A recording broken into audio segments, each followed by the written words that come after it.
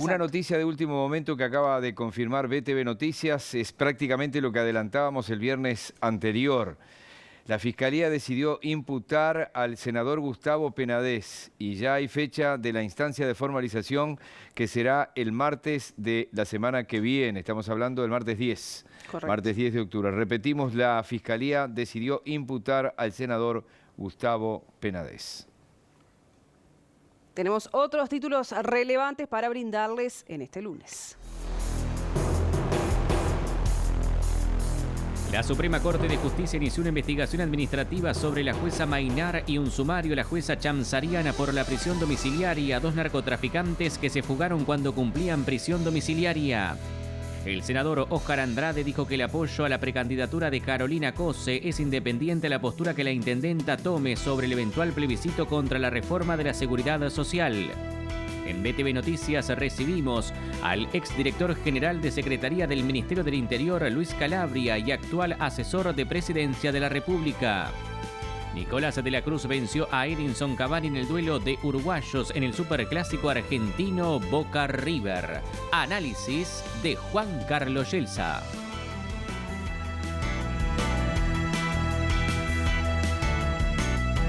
Vamos a sumar a Matías Garro. Matías, buenas tardes, bienvenido.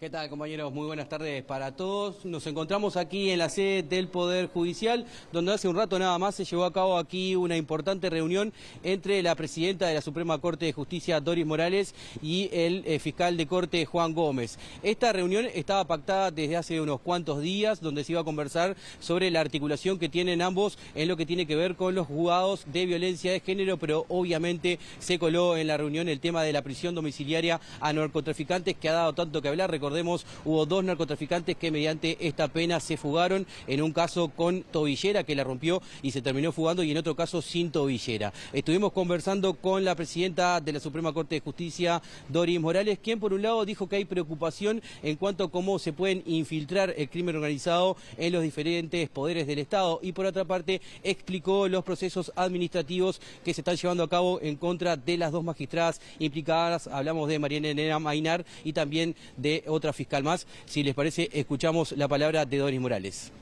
La preocupación de la Suprema Corte y del Poder Judicial sí existe. Conversaciones con los otros poderes acerca de este tema, no, hasta el momento no. La preocupación es mundial.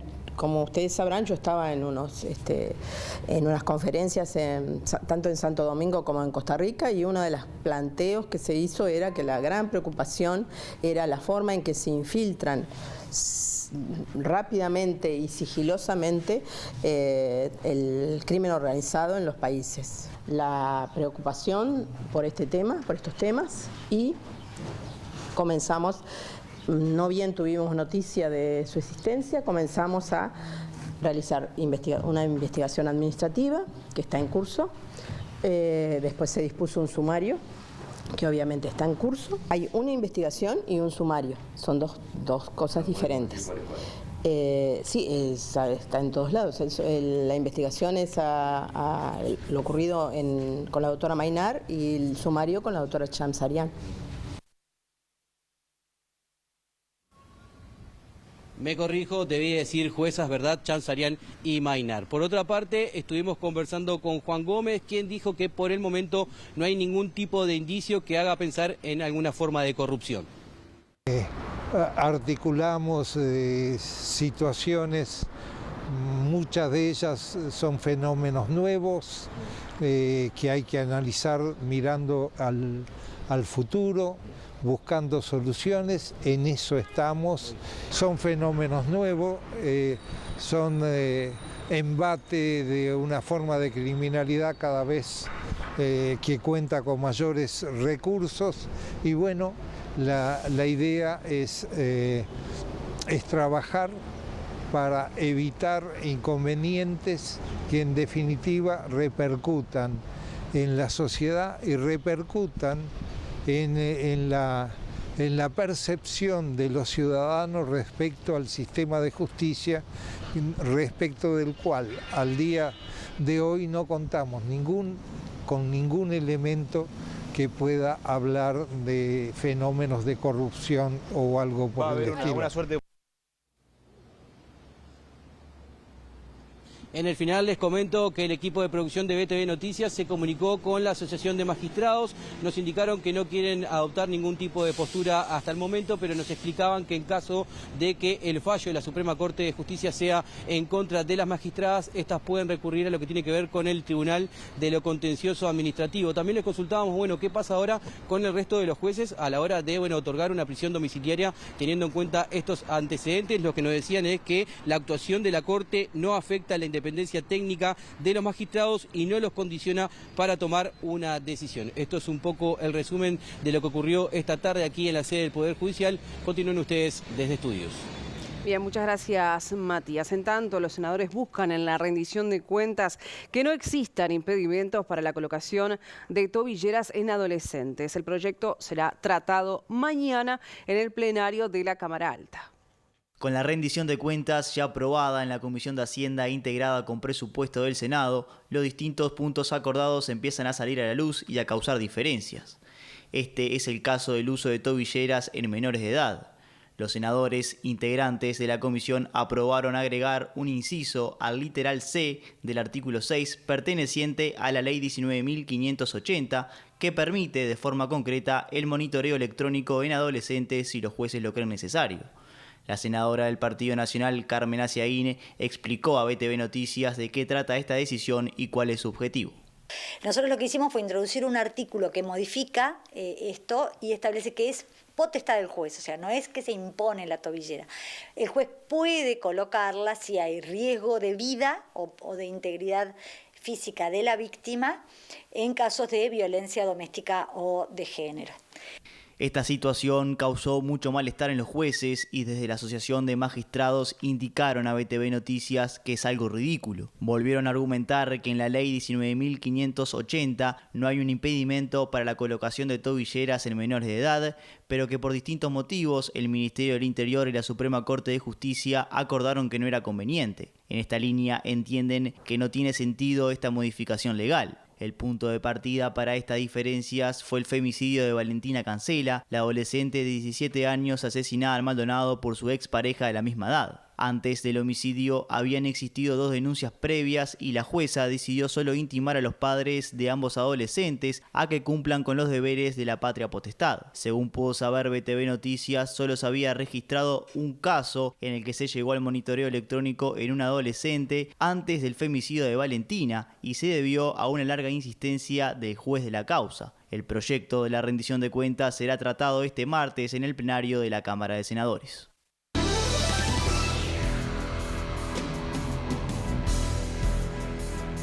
Nos vamos al Parlamento, allí está Emiliano Whitman. Emiliano, ¿cómo andamos? Bienvenido.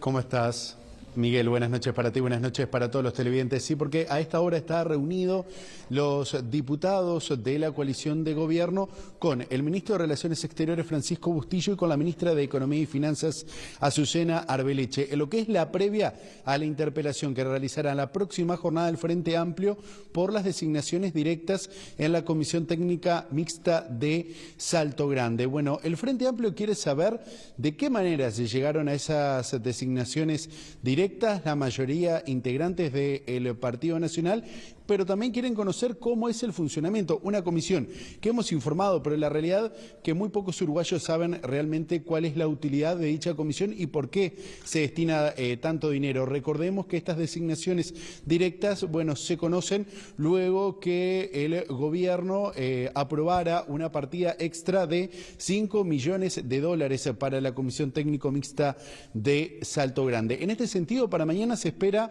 bueno, una larga jornada porque el miembro interpelante, estamos hablando del diputado Nicolás Olivera, prevé realizar unas 150 preguntas, por ende va a llevar varias horas y a esta hora la coalición de gobierno busca de qué manera, defender la gestión realizada, no solo del Frente Amplio, que va a solicitar, por ejemplo, que se cesen todas las designaciones directas que se realizaron en el último tiempo, sino también en las diferencias internas que la propia coalición de gobierno va a tener que enfrentar mañana en el Pleno de la Cámara, porque, por ejemplo, Cabildo Abierto ha sido bastante enfático en rechazar estas designaciones directas y, bueno, también puede poner en jaque en la próxima jornada, como ha ocurrido en otras oportunidades, a los demás integrantes de la coalición de gobierno. Por el momento las autoridades no tienen previsto realizar declaraciones, tampoco los legisladores, pero sí, bueno, buscan entonces de esta manera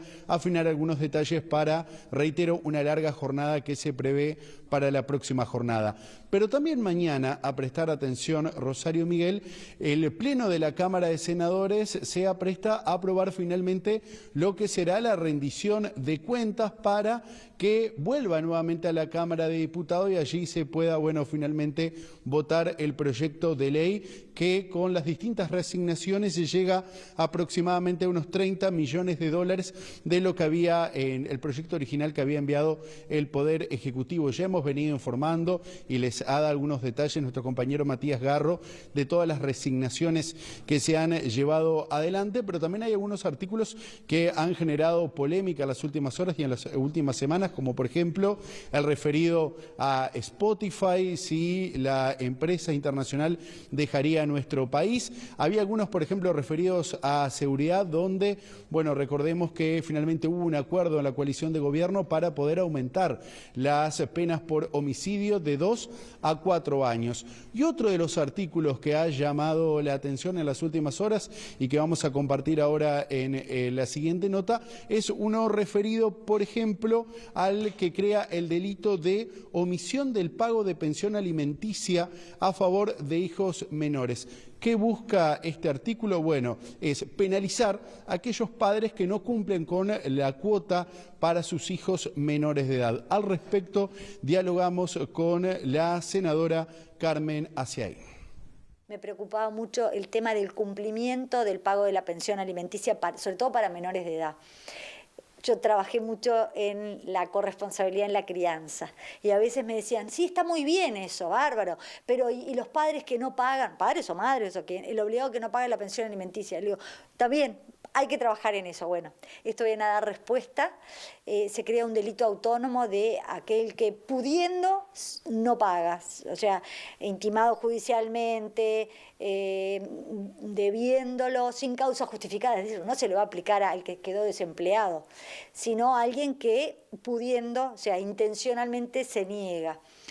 Y todavía con un agravante si simula, esa gente que esconde el salario, está en negro para no figurar. El articulado establece que la omisión injustificada del pago de la pensión será castigado con una pena de 3 a 12 meses de prisión. Lo que se trata es de que se haga cargo de un deber que es contribuir nada menos que a la manutención de los hijos que son inocentes y que tienen todo el derecho a que ambos padres contribuyan con su sustento. Cambiamos de tema. El Partido Comunista resolvió apoyar la iniciativa del PIT-CNT de juntar firmas para impulsar un plebiscito contra la reforma de la seguridad social. El senador Oscar Andrade dijo que el apoyo a la precandidatura de Carolina Cose es independiente a la postura que la intendenta tome sobre este eventual plebiscito.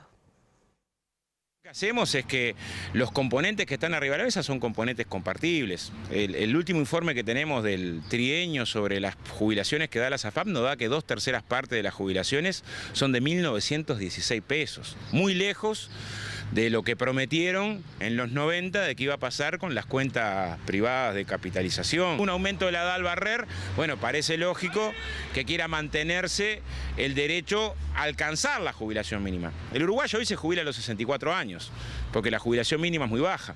Ahora, si quedás sin trabajo a los 60, es una tragedia, porque para la inmensa mayoría volver a conseguir trabajo es muy difícil. Entonces, quitarle ese derecho a acceder a la jubilación es condenarlo a muchísimos uruguayos a una extraordinaria vulneración. El Partido Comunista, que apoyará una eventual precandidatura de Carolina Cose a la presidencia de la República, confirmó que no le solicitará a la intendenta de Montevideo que se pronuncie sobre si apoya o no un eventual plebiscito.